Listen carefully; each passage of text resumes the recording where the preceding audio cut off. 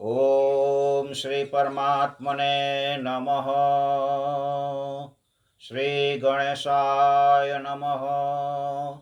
श्री सरस्वत्ये नमः। श्री गुरुभ्यो नमः।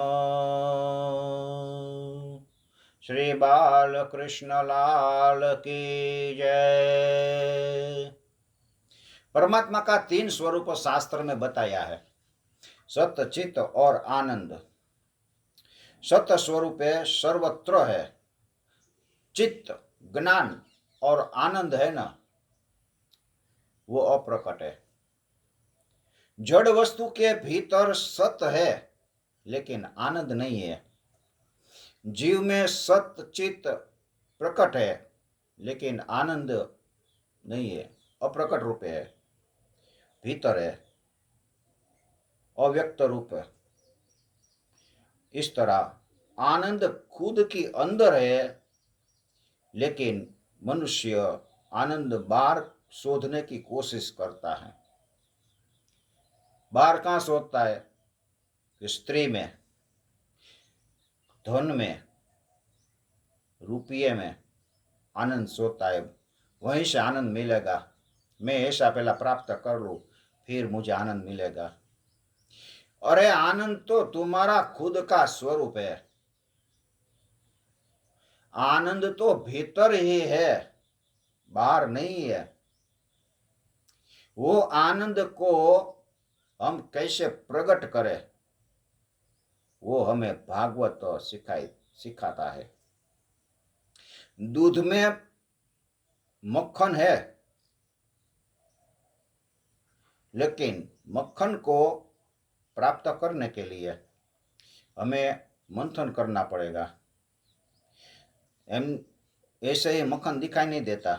इसीलिए इस तरह हमारे भीतर जो आनंद है ना, वो दिखाई नहीं देता। और आनंद को प्रकट करने के लिए हमें प्रयत्न करना चाहिए। जीव ईश्वर को जानने के लिए प्रयत्न करता ही नहीं है, कुछ प्रयत्न नहीं करता, इसीलिए उसे आनंद नहीं मिलता है। आनंद का 2 प्रकार बताया है, एक साधनजन्य आनंद और एक स्वयं सिद्ध आनंद। साधनजन्य आनंद, इसका अर्थ है विषय। हम विषय को इच्छा करते हैं और आनंद की प्राप्ति करते हैं, और वो आनंद तो नाशवंत है। विषय का नाश होगा और आनंद का नाश हो जाएगा। योगियों के पास कुछ भी नहीं होता है, फिर भी वो आनंदित अवस्था में ही रहता है। क्यों? कि उसका आनंद है ना, वो स्वयं सिद्ध आनंद है। ऐसा आनंद हमें प्राप्त हो जाए।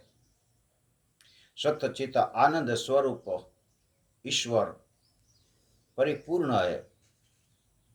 परमात्मा श्री कृष्ण परिपूर्ण सत्य स्वरूप है, परिपूर्ण आनंद स्वरूप है, परिपूर्ण चित्त स्वरूप है।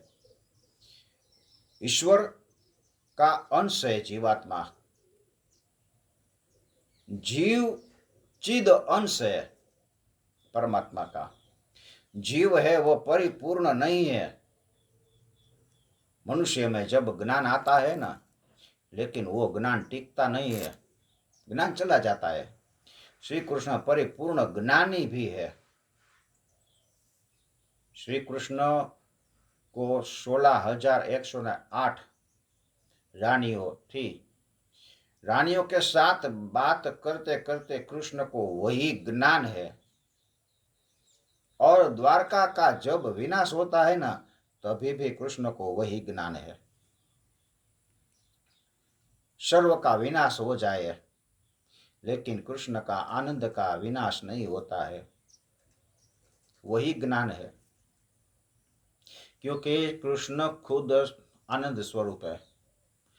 सत्य नित्य है, चित्त एक ज्ञान है, और चित्त शक्ति यानी कि ज्ञान शक्ति। मनुष्य खुद के स्वरूप में स्थित नहीं होता है, इसीलिए उसे आनंद मिलता नहीं है।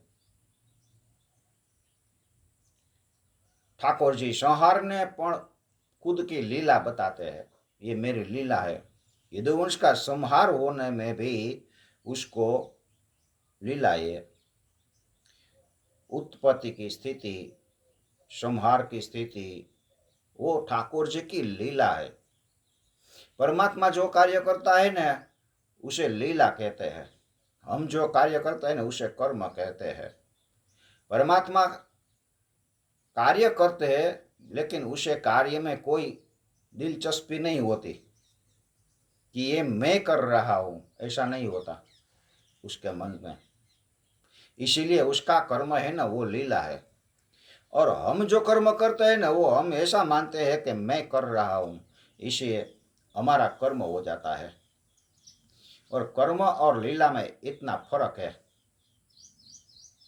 जिसका ज्ञान नित्य टिके, उसे आनंद मिले और वो आनंद स्वरूप हो जाए, जीव आनंद रूप हो जाए, तो उसे सच्चिदानंद का आश्रय मिल जाए। जीव जब तक परिपूर्ण नहीं होता है, तब तक उसे शांति नहीं मिलती। परिपूर्ण हो जाओ, तभी तुम्हें आनंद मिलेगा। संसार का जो पदार्थ है ना, अंत में तो नाशवंत है, नाश हो जाएगा। हम जब तक संसार का पदार्थ का चिंतन करेंगे, पदार्थ पाने की कोशिश करेंगे, तब तक हमें परिपूर्ण आनंद की प्राप्ति नहीं होगी। परिपूर्ण स्वरूप तो एक ही है, नारायण स्वरूप। इस नारायण को जाने, पहचाने, उसके साथ मन को तदाकार बनाइए। नारायण के साथ स्मरण करते हैं ना, तो मन में नारायण के सिवाय कुछ भी नहीं होना चाहिए। तब जीवन हमारा सफल हो गया होता है, ऐसा हम जानेंगे।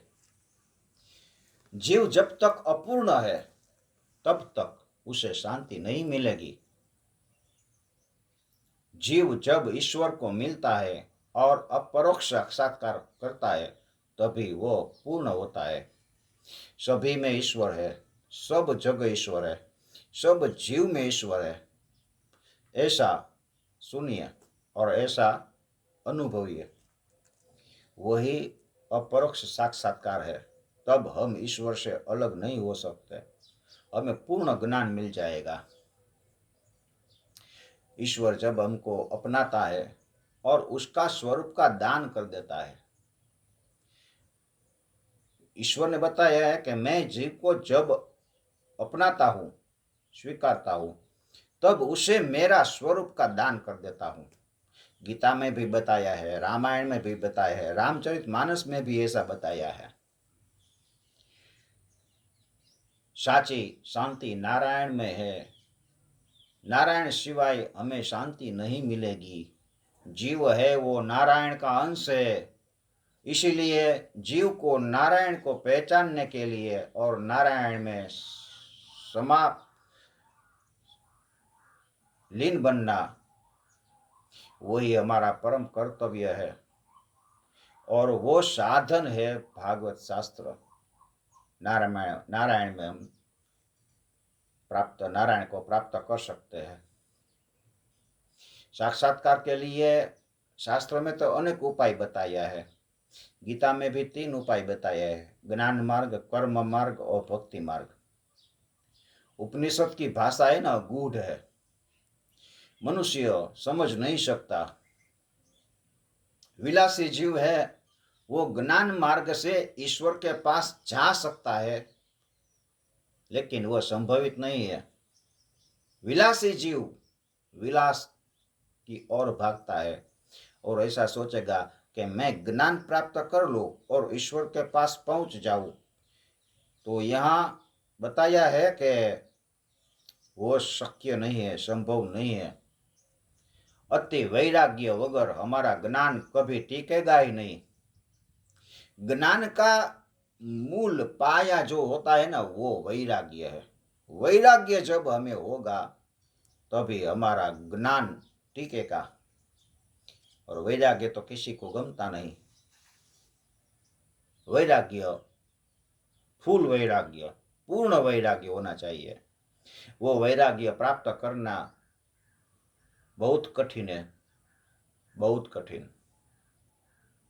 सुखदेव जी महाराज को ऐसा वैराग्य हो गया था, जन्म के साथ वह सब कुछ छोड़कर वन की ओर जाने लगा।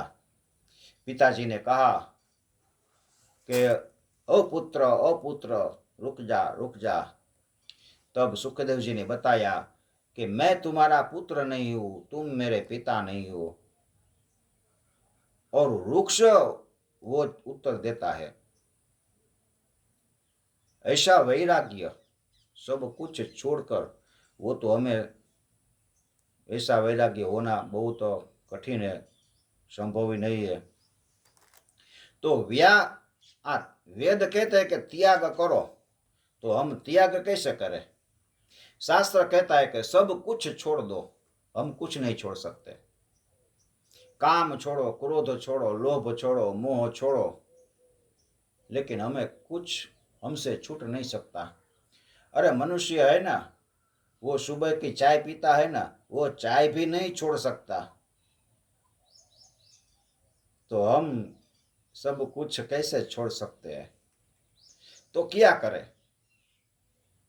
संसार में फंस गए हम, साधारण जीव है, कुछ छोड़ नहीं सकता, तो हमें ज्ञान पचेगा नहीं। ज्ञान कैसे होगा?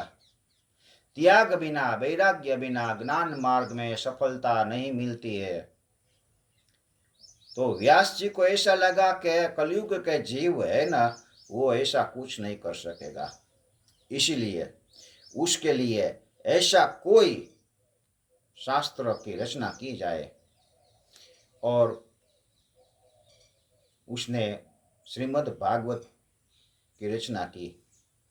भागवत में जो प्रवेश करेगा, भागवत सुनेगा, वो भक्ति मार्ग से, प्रेम लक्षणा भक्ति से ईश्वर को प्राप्त कर लेगा। ज्ञान मार्ग हमारे लिए ठीक नहीं, त्याग नहीं कर सकते। हम कर्म मार्ग में जाए तो कर्म मार्ग में ऐसा बताया है कि तुम कर्म करो और फल की इच्छा छोड़ दो, फल ईश्वर को अर्पित कर दो। वो भी हमारे लिए शक्य नहीं है। हम ऐसा कहते हैं कि हम कर्म करें और फल की इच्छा न रखें, वो कैसे होता? इसीलिए भक्ति मार्ग ही श्रेष्ठ है। कुछ त्यागो मत, ईश्वर के लिए कार्य करिए। तुम भोजन बना के ईश्वर को अर्पित करो और बाद में आप भोजन करिए। मैंने कृष्ण को अर्पण कर दिया। जो जो कर्म करिए वो ईश्वर को अर्पण करिए, वो भक्ति मार्ग है। मैं मेरे कृष्ण के लिए कर रहा हूं, जो भी कर्म करता हूं वो ईश्वर के लिए, मेरे कृष्ण के लिए कर रहा हूं, वो भक्ति मार्ग श्रीमद् भागवत में बताया है। जो काम का सुख भोगता है वो योग अभ्यास नहीं कर सकता। भोगी योगी बनने की कोशिश करने के लिए प्रयत्न करेंगे तो वो रोगी बन जाएगा। भोगी है और योगी कैसे बनेगा? योग करने बैठेगा और उसे भोग का विचार आएगा। अनेक जन्मों का हमारा जो भोग का विचार है ना, वो जाता नहीं। योग साधना में बैठते हैं ना, तभी हमें भोग का विचार आता है। तो काम सुख जो भोगता है वो योगी नहीं होता, वो तो रोगी हो जाता है। ज्ञान मार्ग में जिसका पतन होता है वो नास्तिक हो जाता है। बहुत कुछ आपने और हमने ज्ञान पाने की कोशिश की, लेकिन ज्ञान कुछ मिला नहीं। फिर हमको ऐसा लगेगा कि ये तो सब मिथ्या है, ऐसा कुछ नहीं है, ऐसा करना ही नहीं चाहिए। वो उसका पतन होता है। ज्ञान मार्ग में पतन होता है। और भक्ति मार्ग में योग मार्ग, भक्ति मार्ग योग मार्ग है जो, उसमें जो पतन होता है, बहुत भक्ति की, कुछ प्राप्त नहीं हुआ और उससे जब विषयों में आसक्ति हो जाती है, इससे उसका पतन होता है। भक्ति बहुत की, कुछ नहीं मिला, बाद में उसे विषयों में जो आकर्षण होता है वो उसका पतन है। भक्ति मार्ग से जो गिरेगा वो आसक्ति को प्राप्त करने के लिए, इसीलिए भागवत शास्त्र की रचना ऐसे कलयुगी जीवों के लिए रचना की गई है।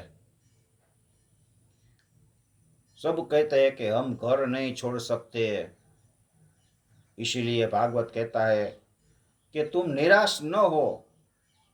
निराश होने की तुम्हें बिल्कुल जरूर नहीं है।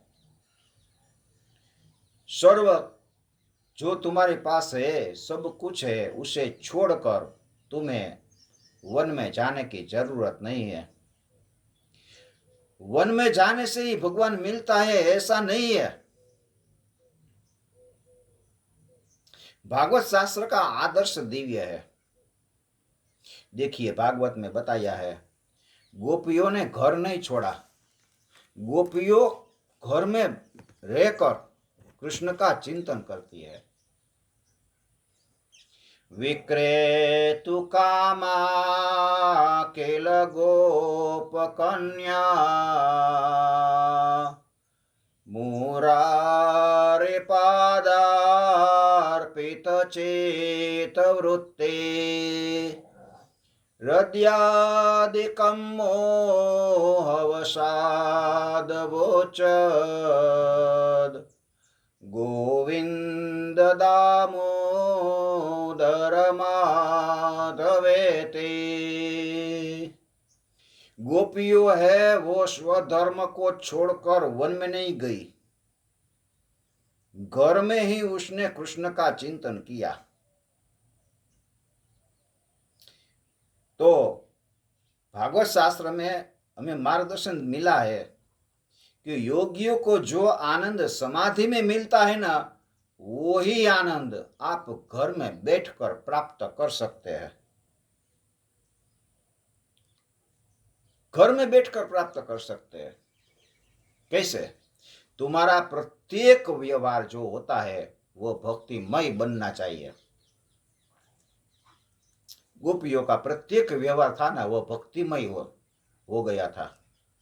घर में रहते हुए भी भगवान का दर्शन करती थी, रहती थी घर में। और वृंदावन में जो कृष्ण बांसुरी बजा के गायों के साथ वन विचरण कर रहे थे, वो सभी गोपी को सुनाई देता था और गोपियों आनंद में रहती थी।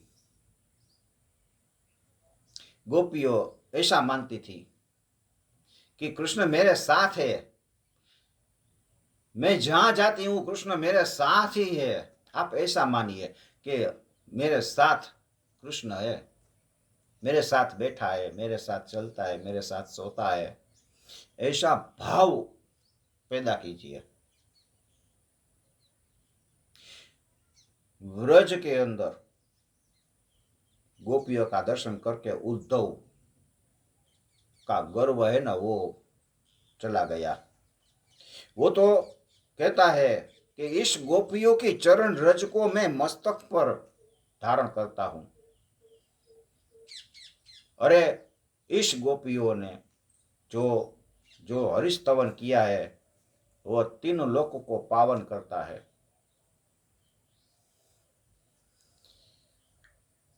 गोपियों सर्व में भगवान को देखती है, सर्व के अंदर भगवान है। गोपियों कहती है, वृक्ष में भगवान है, लता में भगवान है, फल में भगवान है, सर्व जगह मुझे परमात्मा दिखता है। ये कृष्ण है ना, वो मुझे छोड़कर कहीं भी नहीं जाता। गोपियों का घर में परमात्मा का साक्षात्कार गोपियों को हुआ है। भागवत में ऐसा बताया है कि घर में रहो और तुम्हारा व्यवहार करोगे तो परमात्मा की प्राप्ति तुमको हो सकती है। घर में रहना पाप नहीं है, लेकिन मन में घर बसा देना वह पाप है। हम जहाँ जाए थोड़ी देर में हमें मन में घर याद आता है, वो अच्छा नहीं है। गोपियों की प्रेम लक्षणा भक्ति थी ना, ऐसी दिव्य थी, उसे घर में रहने के बाद भी परमात्मा की प्राप्ति हो गई थी। गोपियों कृष्ण रूप बनी थी। ऐसा आप भी कृष्णमय बने और हम भी बने। ऐसा अलौकिक भक्ति मार्ग का जो वर्णन किया है वो भागवत शास्त्र, भक्ति द्वारा परमात्मा का हम साक्षात्कार कर सकते हैं। भागवत का प्रत्येक व्यवहार आपको भक्तिमय बना देगा, व्यवहार और परमार्थ को समन्वित करेगा। तो गृहस्थ को घर में आनंद प्राप्त हो सकेगा। इसलिए भागवत की रचना की गई है। संसार का विषय सुख का भीतर जो हमें आनंद मिलता है, और विषय सुख से हमें जब वैराग्य आता है तभी हमें परमात्मा की ओर प्रेम जगता है। वही भागवत की लीला कथा का उद्देश्य है। विषयों से हमें वैराग्य होना चाहिए। संत का आश्रय करता है ना, वो संत बनते हैं। और भगवान का आश्रय, भगवान को प्राप्त करने के लिए हमें भागवत का आश्रय करना चाहिए। भक्ति मंदिर में जाकर बैठे वही हो सकती है ऐसा नहीं है। भक्ति तो घर में बैठकर भी हम कर सकते हैं। कई समय हमेशा सोचते हैं कि सुबह में भक्ति होनी चाहिए, शाम को नहीं। ऐसा नहीं है। आप ऐसा विचारते हैं कि अमुक समय भक्ति हो और अमुक समय न हो, ऐसा नहीं है। भक्ति को तो 24 कलाक आपके भीतर जगनी चाहिए। अमुक समय भक्ति करे और अमुक समय तो भोग का समय है, इस तरह हम नहीं कर सकते, ऐसा नहीं है। गोपियों ने 24 कलाक कृष्ण का स्मरण किया है। ऐसा हम भी करें तो हमें परमात्मा का ब्रह्म संबंध हो जाता है। 24 कलाक ब्रह्म संबंध होना, ब्रह्म संबंध तो होता है लेकिन ब्रह्म संबंध टिकता नहीं है। ब्रह्म संबंध को टिकाइए। इस तरह सोचो तो सदा सर्वदा हमें माया से मुक्ति मिल जाएगी। ओम श्री परमात्मने नमः।